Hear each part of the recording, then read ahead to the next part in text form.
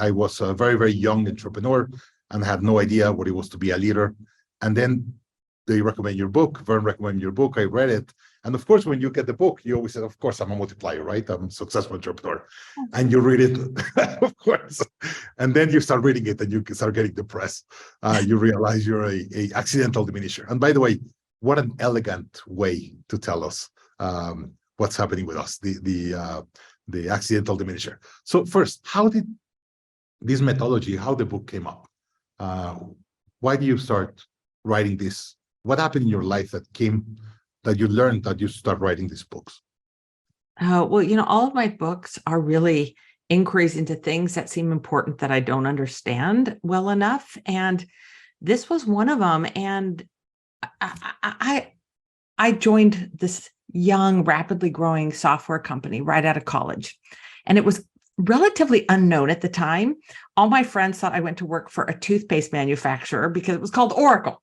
And so I was young, the company was young, I'm thrown into management, and I'm trying to figure out how to lead. And I'm watching the leaders around me, and I'm seeing this dynamic play out over and over again, where we hire really, really smart people.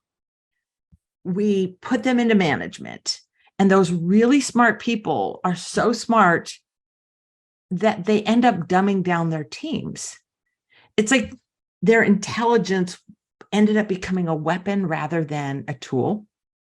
And I saw how sometimes the smartest leaders struggle to build really intelligent teams that can think and solve problems because those teams were so either suppressed by these egomaniac, brilliant leaders, or they just deferred to their brilliant leaders. Like, it wasn't like the leader was actively trying to kind of squash insight and innovation and capability. It's that everyone just looked to them like, you mentioned Twitter and Tesla. So it's like, in some ways, people just look to Elon Musk like, well, he's smart. He'll figure it out. Like, he doesn't need me.